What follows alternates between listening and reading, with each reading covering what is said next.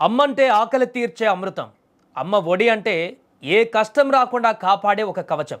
కానీ ఆ కన్న తల్లే కాల యముడితో చేతులు కలిపితే, ఆ అమ్మే తన సుఖం కోసం కన్న పేగును తెంచేయడానికి సిద్ధపడితే అంతకంటే ఘోరం ఏముంటుంది?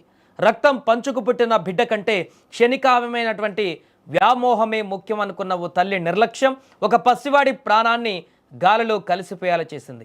అభం శుభం తెలియని ఆ 4 ఏళ్ల బాలుడు ఆకలి వేస్తే అమ్మాని పిలవడమే తప్ప అదే అమ్మ తన ప్రాణాలు తీసేందుకు ఒక కిరాతకుడికి సహకరిస్తుందని ఊహించలేకపోయాడు. కామారెడ్డి జిల్లా కేంద్రంలో జరిగిన ఈ దారుణ ఘటన సమాజం తలదించుకునేలా చేస్తుంది. రాజంపేటకు చెందిన ఒక మహిళ తన భర్తతో మనస్పర్ధలు రావడంతో కొంతకాలంగా దూరంగా ఉంటుంది. ఆమె తన కూతురు 4 ఏళ్ల కుమారుడు శ్రవణ్తో కలిసి కామారెడ్డిలోని శ్రీరామ్ నగర్ కాలనీలో నివాసం ఉంటుంది. అయితే అదే సమయంలో ఆమెకు నరసింహులు అనే వ్యక్తితో పరిచయం ఏర్పడింది. ఆ పరిచయం కాస్త వివాహేతర సంబంధానికి దారితీసింది. గత 6 నెలలుగా వీరిద్దరూ సహజీవనం చేస్తున్నారు. తమ మధ్య ఉన్న ఈ బంధానికి పిల్లలు అడ్డుగా ఉన్నారని ఆ మహిళ భావించింది. అందుకే కూతురిని పుట్టింటి దగ్గర వదిలేసి 4 ఏళ్ల కుమారుడు శ్రవణ్ని మాత్రం తనతో ఉంచుకుంది. అయితే తమ ఏకాంతానికి, తమ అక్రమ సంబంధానికి ఆ చిన్నారి అడ్డు వస్తున్నాడని నరసింహులు ఆ బాలుడి పైన కక్ష పెంచుకున్నాడు. ఎలాగైనా శ్రవణ్ అడ్డు తొలగించుకోవాలని పథకం వేశాడు. శుక్రవారం రాత్రి నరసింహులు తన ఉన్మాదాన్ని బయటపెట్టాడు. పీకల దాకా మద్యం తాగి వచ్చిన అతడు మత్తులో కనీసం విచక్షణ కోల్పోయాడు. నిద్రపోతున్న ఆ చిన్నారి కళ్ళల్లో కారం చల్లి ఆ నొప్పితో బాలుడు విలవిల్లాడుతుంటే కనికరం లేకుండా కర్రతో తలపైన బలంగా బాదాడు. ఆ దెబ్బలకు ఆ పసి ప్రాణం గాల్లో కలిసిపోయింది. ఈ విషయంపైన సమాచారం అందుకున్నటువంటి బాలుడి బాబాయ్ రమేష్ వెంటనే పోలీసులకు ఫిర్యాదు చేశాడు. ఘటనా స్థలానికి చేరుకున్న పోలీసులు మృతదేహాన్ని పరిశీలించి కేసు నమోదు చేశారు. నిందితుడు నరసింహులను అదుపులోకి తీసుకుని విచారిస్తున్నారు. అయితే ప్రాథమికంగా వివాహేతర సంబంధమే కారణమని తెలుస్తున్న ఈ హత్య వెనుక ఇంకా ఎవరెవరి హస్తం ఉందనే కోణంలో పోలీసులు దర్యాప్తు ముమ్మరం చేశారు. కామారెడ్డి పట్టణంలో ఈ ఘటన తీవ్ర కలకలం రేపింది. కన్న పేగును కాదనుకుని కామంతో కళ్ళు మూసుకుపోయిన ఆ తల్లి తీరుపైన సర్వత్రా విమర్శలు వ్యక్తమవుతున్నాయి. ఏదేమైనా ఈ ఘటన ఇప్పుడు సమాజంలో ఒక్కసారిగా అందరినీ కూడా తీవ్ర దిగ్భ్రాంతికి గురిచేస్తుంది.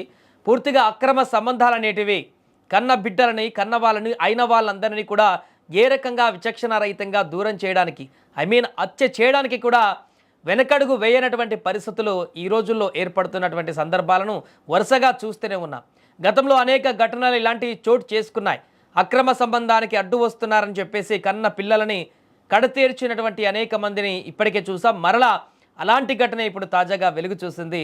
కన్న తల్లే తన కొడుకుని, 4 ఏళ్ల కొడుకుని అక్రమ సంబంధానికి అడ్డు వస్తున్నాడంటూ ఆ వ్యక్తితోనే చంపించినటువంటి ఘటన కలకలం రేపుతుంది. ఏదేమైనా దీనికి సంబంధించి దర్యాప్తు కొనసాగిస్తున్నటువంటి పోలీసులు అన్ని రకాల కోణాలలో కూడా ఇప్పుడు కేసును ముందుకు తీసుకువెళ్తున్నారు.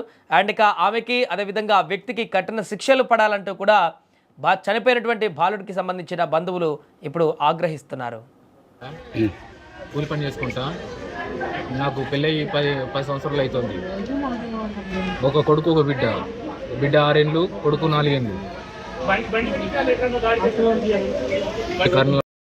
పెట్టుకుంటే కొన్ని రోజులు విడిపోయినాము.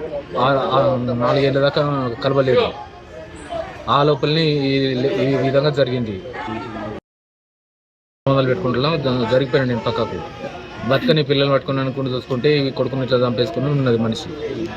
నాకు న్యాయం జరగాలన్నాను చెప్తున్నాను. కూడా తెలిసింది, పంచాయతీలు అన్నీ ఇట్లా చేసుడు తప్పని చెప్పినా కొట్టినా ఆయన మారలేదు. ఈ ధరను చూసుకున్నావు, నాకు చెప్పకుండా ఇంట్లో నుంచి బయటకు వెళ్ళిపోయింది మనిషి.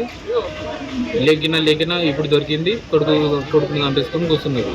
చెందిన రజిత ఆలియస్ లక్ష్మి అనే ఆమెకు అరగొండ గ్రామానికి చెందిన భాస్కర్తో 2014 సంవత్సరంలో వివాహం జరిగింది. వివాహం జరిగిన తర్వాత వాళ్ళిద్దరి మధ్యలో కొన్ని రోజులు బాగానే ఉన్నారు. వాళ్ళకి 2 పిల్లల సంతానం, సమీరా 8 సంవత్సరాలు మరియు శ్రావణ్ అనే బాబు 5 సంవత్సరాలు సంతానం కలరు. ఇద్దరి మధ్య మనస్పర్ధలు వచ్చి 2 పిల్లల్ని తీసుకొని కామారెడ్డిలో ఉంటుంది. గత 2 సంవత్సరాల నుంచి కామారెడ్డి ఆర్టీసీ బస్టాండ్ నందు స్వీపర్గా పనిచేస్తుంది. ఈమెకు గత 6 నెలల నుంచి లక్ష్మీ నరసింహులు అనే అతనితో సహజీవనం చేస్తూ ఉంది.